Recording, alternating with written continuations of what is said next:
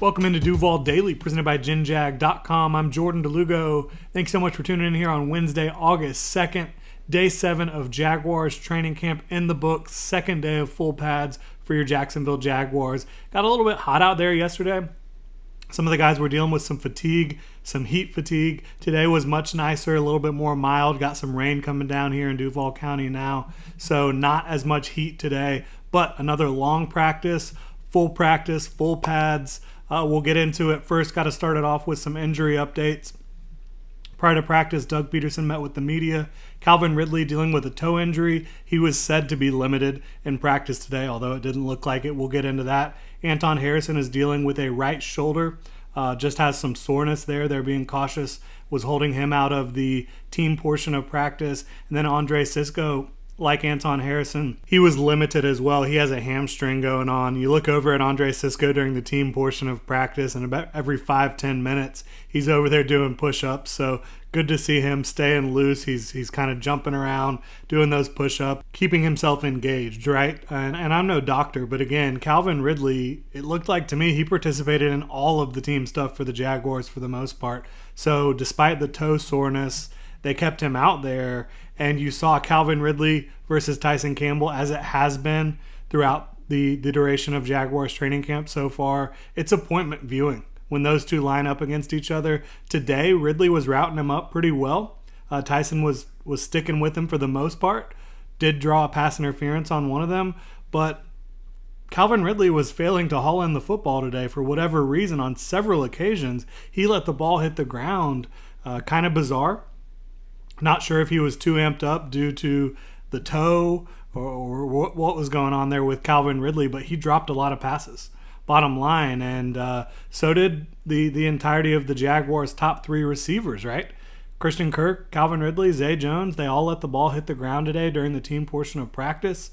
Calvin Ridley was certainly the one that let the ball hit the ground the most, but you saw Christian Kirk have a drop, which should have been an easy catch. And Zay Jones, same thing, both of them from Trevor Lawrence. Not sure why, but that group was a little bit off today. Is that a reason to panic? Absolutely not. I don't think you should be worried at all.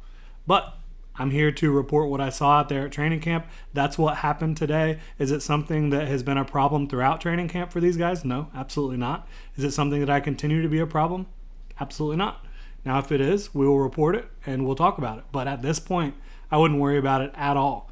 And all those guys look like they're moving out there well. I think it was just an off day, and that'll happen from time to time.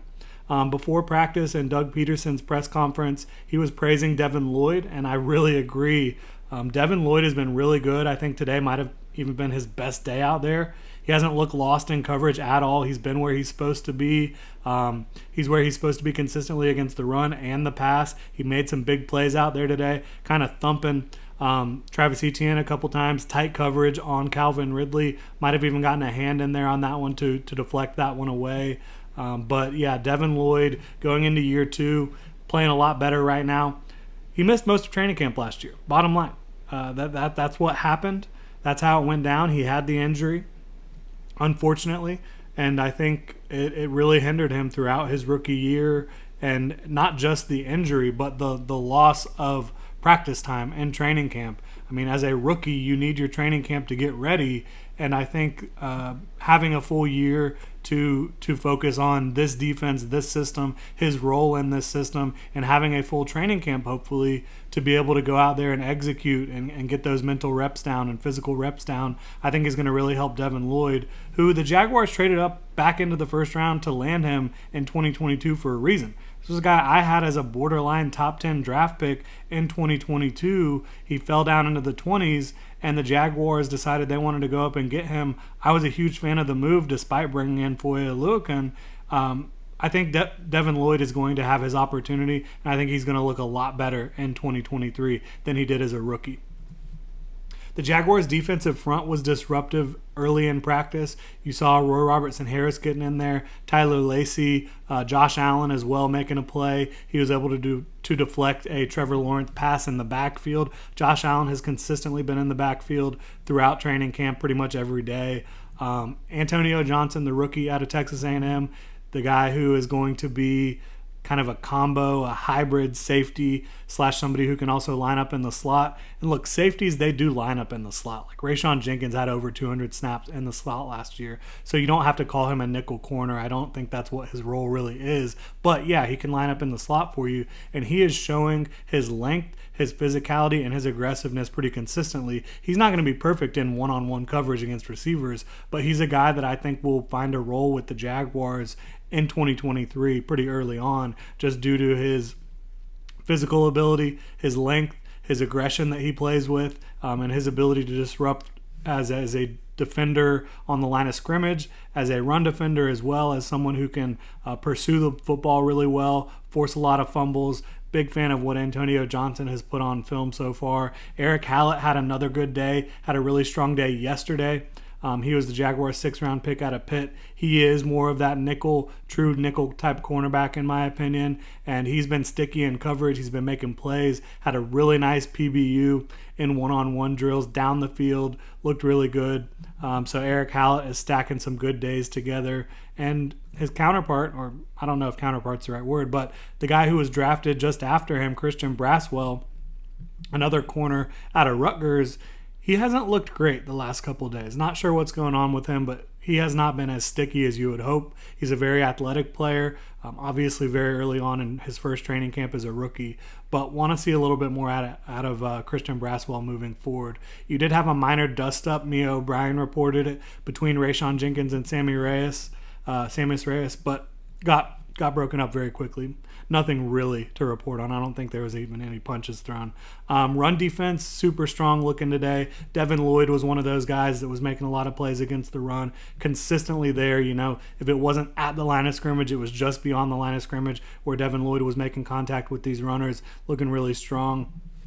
Brenton Strange, he was targeted maybe more than anyone today besides like Calvin Ridley in the team portion of practice, and he caught everything, had a diving grab over the middle of the field, tons of targets today, caught them all, touchdown in red zone during the last period from CJ Beathard where he's able to go up and get his feet down in the back of the end zone. Brenton Strange has been really impressive, and you haven't even been able to see him really get it going in space as a blocker, which I think the Jaguars are going to use him in that role quite a bit in 2023.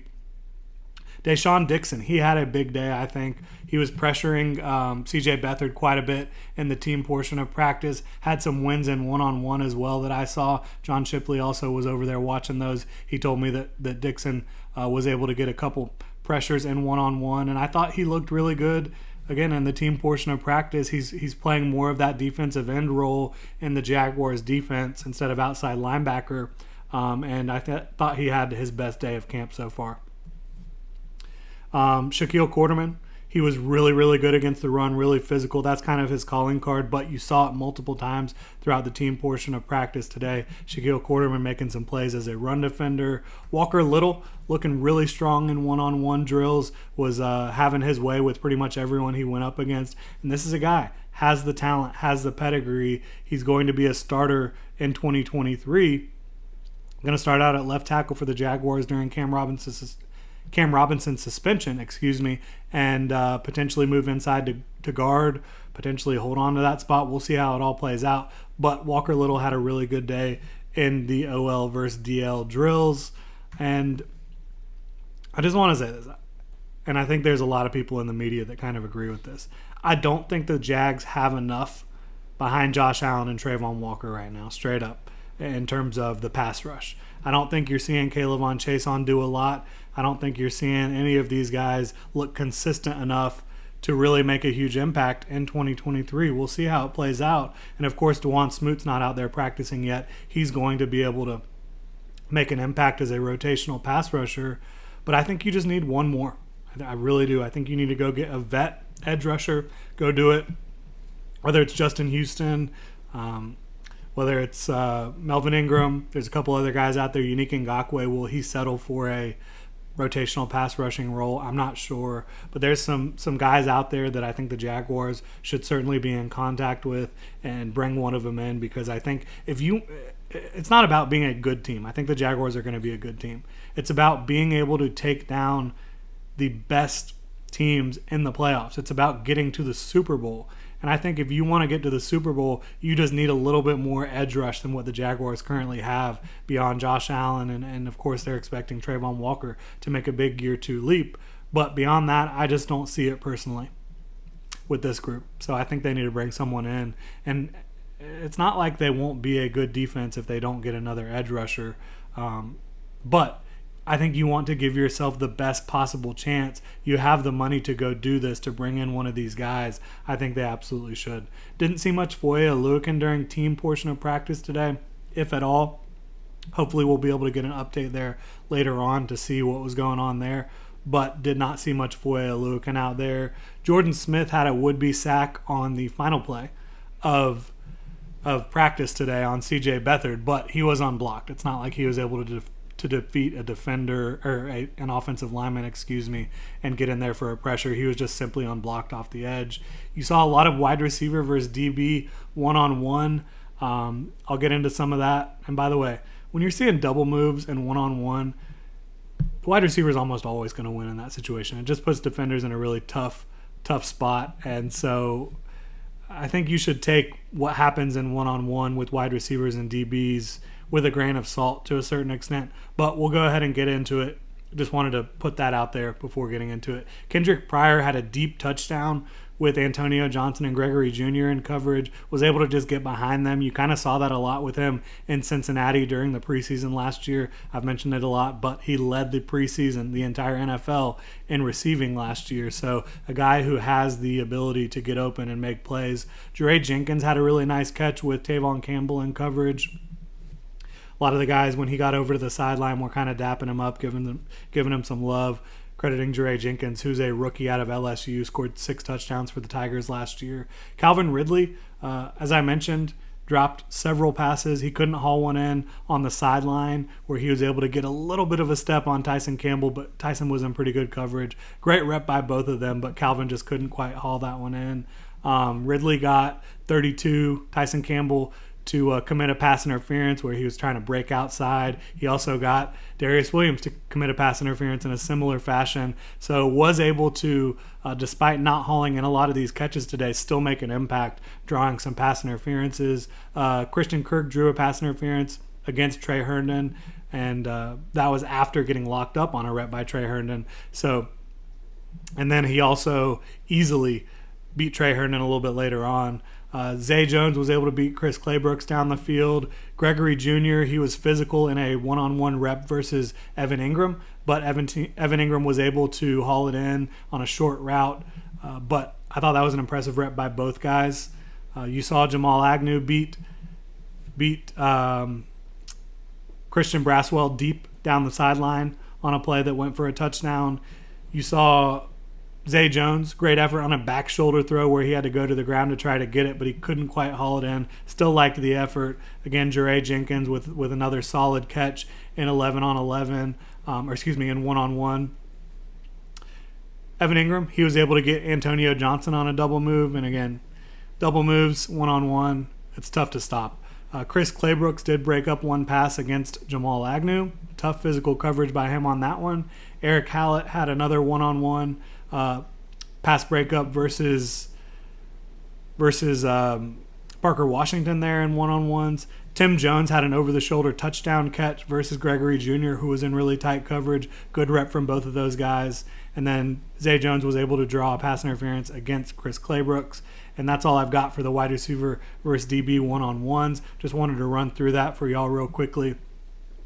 And then finally, we'll talk about Trevor Lawrence's day, the star of the show here in Jacksonville, the guy that stirs the drink, straw that stirs the drink in Jacksonville for this football team. I thought it was a very strong day from him. He finished 18 of 27, but when you factor in all the drops, and there were many, again, in 11-on-11 and 7-on-7, Christian Kirk had a drop. Zay Jones had a drop. Calvin Ridley had multiple drops. I think his adjusted completion percentage probably would have been somewhere between 75 and 85% today, which is absolutely scorching. He was able to find Evan Ingram for 2 touchdowns to end red zone period for the first team offense.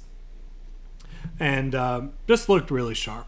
he was hitting everything short. He was giving his guys opportunities to go up and get the football deep. I really think there was only maybe 1 or 2 passes on the day in the team portion of drills where Trevor Lawrence was off the mark. So really good day for him. I thought he had a really good day yesterday as well. And I just think that Trevor is looking confident. He's communicating at a high level. He's showing the leadership you want to see. And he's showing the ability out there on the field that you want to see from a guy going into year 2 of this system, going into year 3 of his young NFL career. I think Trevor Lawrence is poised to have a fantastic year 3, and every day he's out on the practice field, it continues to look that way. So really excited for it. That will do it. If you enjoy the content here, please like, subscribe, hit the notification bell. You can check out genjag.com/shop, pick up some new Duval gear. And if you want more updates on what I saw today, check out my Twitter @JordanDelugo on Twitter. You can also follow Generation Jaguar @Generation Jag. Y'all have a good one.